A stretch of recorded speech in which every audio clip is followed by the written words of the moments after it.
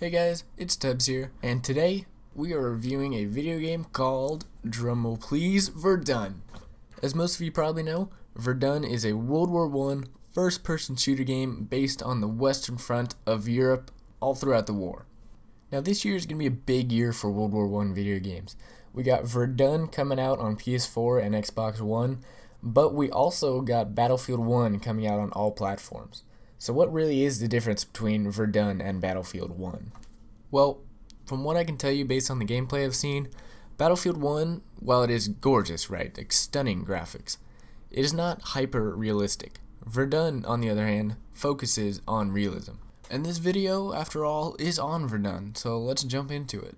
Verdun, unlike many other shooter games out there, is a slow-paced shooter game. So you're not going to be going out there as a Rambo bullet sponge killing everyone on the enemy team. It is still very, very possible to kill everyone on the enemy team. But to do this, you must know the weapon you're using and know how to situate yourself in a position that you can use that weapon effectively.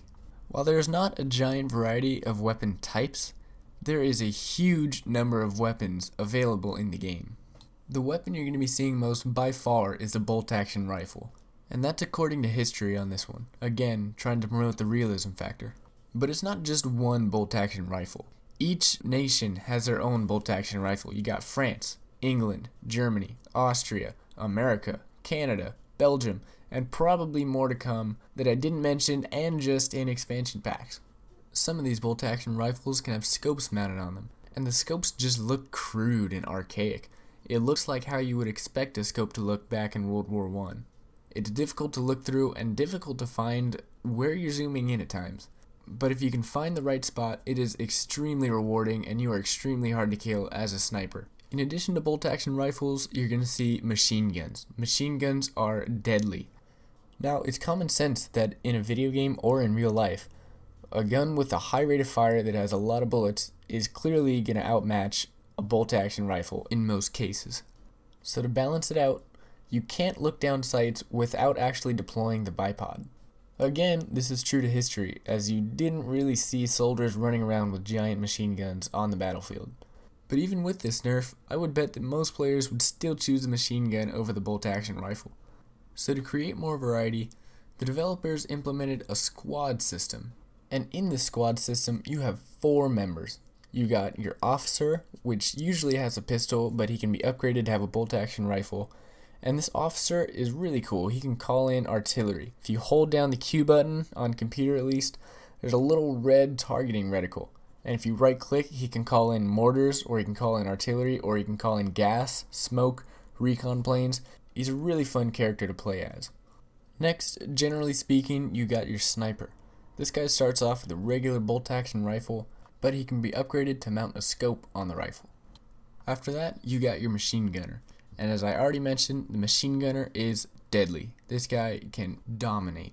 But if he's not in a good spot, he can still be easily picked off, just like anyone else. Lastly in the squad, you usually have your grenadier. This guy has a normal bolt-action rifle, but he also has a grenade. But this is all generally speaking, guys. The squad mates can differ greatly between the nations, and some nations have more than one squad to choose from. Your loadout is predetermined, and you can change your loadout through upgrade tokens upon which you get from leveling up. In each game, there are allowed to be 4 squads for one side on each map, and these squads do not have to be from the same nation. So in one game, on one side, you can have 4 different squads from 4 different nations, all fighting in the same battle. Moving on to the maps are beautiful.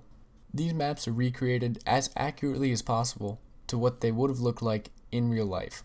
So all of these horrible pictures you may have seen online where there's no trees, it's just mush, it's raining, it looks terrible, you actually get to play on these maps. And it definitely gives you a sense of what it must have been like to be a soldier back then. Unfortunately, you cannot get in any vehicles in the game. No tanks, no cars, and no planes, which may be a downside to some. They're still in the game though. You see some tanks scattered around the battlefield, can't get in them, but you can still hide behind them for cover. And recon planes can be called in by officers to scout the enemy and put their location on your minimap.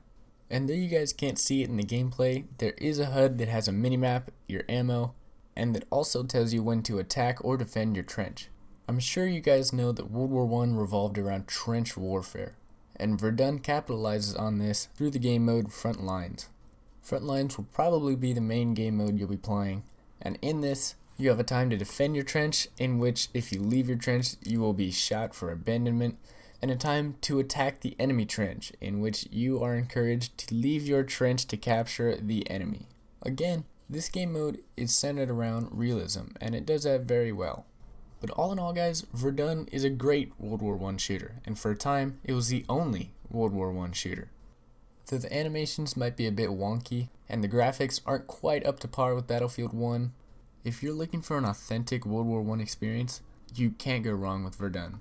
Oh, and I forgot to mention, there's even a co-op defense mode in which you and 3 other buddies can team up and defend against an endless onslaught of enemy soldiers.